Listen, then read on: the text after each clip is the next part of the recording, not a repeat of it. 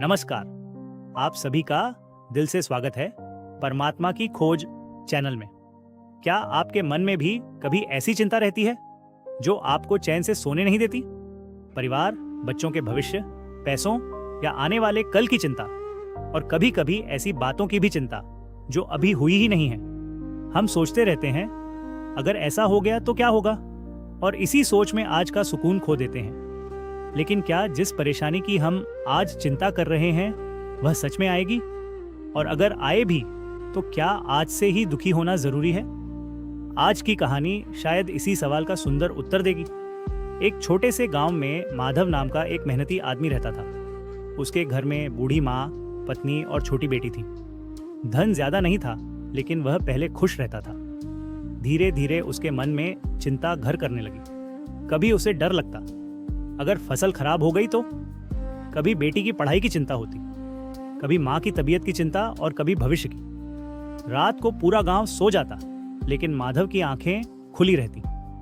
एक रात उसकी छोटी बेटी ने पूछा, बाबा आप सोते क्यों नहीं? माधव बोला, बस बेटी थोड़ी चिंता है। बेटी ने पूछा, चिंता क्या होती है? माधव ने कहा, जब मन किसी ऐसी चीज से डरने लगे जो अभी हुई ही नहीं। बेटी मासूमियत से बोली, तो जो अभी हुआ ही नहीं उसके लिए आप अभी से दुखी क्यों होते हो? माधव के पास कोई जवाब नहीं था।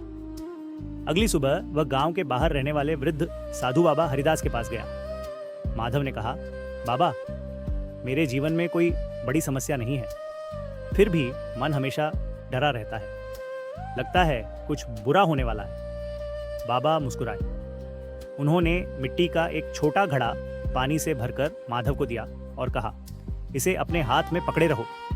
कुछ देर बाद माधव के हाथ में दर्द होने लगा। बाबा ने पूछा, घड़ा भारी हो गया? माधव बोला, नहीं बाबा, घड़ा तो उतना ही है। बाबा मुस्कुराए और बोले, बस यही तुम्हारी चिंता है। चिंता हमेशा भारी नहीं होती, लेकिन जब तुम उसे लंबे समय तक पकड़े रहते हो तो मन थक जाता है। फिर बाबा ने कहा, अब घड़ा नीचे रख दो। माधव ने घड़ा जमीन पर रख दिया। बाबा बोले, देखा घड़ा वहीं है, लेकिन अब तुम्हारे हाथ पर उसका भार नहीं है। चिंता भी ऐसी ही है। हर समस्या का समाधान तुम्हारे हाथ में नहीं होता, लेकिन समस्या को लगातार पकड़े रखना तुम्हारे हाथ में जरूर होता है। माधव ने पूछा, लेकिन बाबा अगर भविष्य में सचमुच कोई परेशानी आ गई तो? बाबा बोले, तब उसका सामना करना, लेकिन जो परेशानी आज आई ही नहीं उसके सामने आज से ही क्यों खड़े हो? फिर बाबा ने कहा, भविष्य के लिए तैयारी करो, लेकिन भविष्य की चिंता मत करो। तैयारी तुम्हें मजबूत बनाती है, चिंता तुम्हें कमजोर। इसके बाद उन्होंने माधव से कहा, जब भी चिंता आए खुद से 3 सवाल पूछना।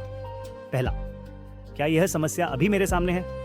अगर नहीं तो उसे आज का दुख मत बनाओ। दूसरा, क्या मैं इसके लिए आज कुछ कर सकता हूं? अगर कर सकते हो तो एक छोटा कदम उठाओ। और तीसरा, अगर यह मेरे हाथ में नहीं है तो क्या मैं इसे भगवान के भरोसे छोड़ सकता हूं? माधव की आंखें नम हो गईं। उसे समझ आया कि वह भविष्य को बचाने की कोशिश में अपना वर्तमान खो रहा था। बेटी के भविष्य की चिंता में उसके साथ बिताए पल खो रहे थे। मां के बीमार होने के डर में वह उनके साथ हंसना भूल गया था। उस दिन माधव घर लौट आया। समस्याएं खत्म नहीं हुई थीं, कर्ज था, खेत का भविष्य अनिश्चित था और परिवार की जिम्मेदारियां भी थीं। लेकिन माधव बदल चुका था।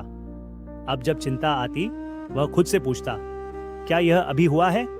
अगर जवाब होता नहीं तो वह कहता, फिर आज क्यों दुखी होना? जो उसके हाथ में होता वह पूरी मेहनत से करता, और जो उसके हाथ में नहीं होता उसे भगवान के चरणों में छोड़ देता। कुछ दिनों बाद उसकी बेटी ने रात में पूछा, बाबा आज फिर चिंता कर रहे हो? माधव मुस्कुराया, नहीं बेटी, आज मैं आसमान देख रहा हूं। बेटी हंस पड़ी और माधव भी हंसने लगा। उस रात बहुत समय बाद उसने चैन की नींद ली। सुबह वही घर था, वही खेत था और वही समस्याएं थी, लेकिन माधव बदल चुका था। उसे समझ आ गया था, जीवन समस्याओं के खत्म होने का नाम नहीं है। जीवन तो समस्याओं के बीच भी मन को शांत रखना सीखने का नाम है। और शायद यही बात हम सबके लिए भी है। हम नौकरी, पैसे, बच्चों, रिश्तों और भविष्य की चिंता करते रहते हैं, लेकिन खुद से पूछिए, जिस कल की चिंता में आज खो रहे हैं क्या वह कल सच में हमारे हाथ में है?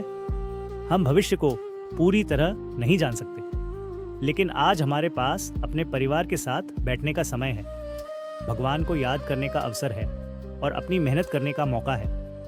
इसलिए जब अगली बार चिंता आए, कुछ पल रुकिए और खुद से कहिए, जो मेरे हाथ में है मैं वह पूरी ईमानदारी से करूंगा, और जो मेरे हाथ में नहीं है उसे प्रभु के चरणों में छोड़ दूंगा। क्योंकि चिंता आने वाली परिस्थितियों को नहीं बदलती, लेकिन शांति हमें उनका सामना करने की शक्ति जरूर देती है। जो बीत गया उसे हम बदल नहीं सकते, जो आने वाला है उसे हम पूरी तरह जान नहीं सकते, लेकिन जो पल अभी हमारे पास है उसे हम जरूर सुंदर बना सकते हैं। तो आज से एक छोटी सी कोशिश कीजिए। जब भी चिंता आए, पूछिए, क्या यह समस्या अभी मेरे सामने है?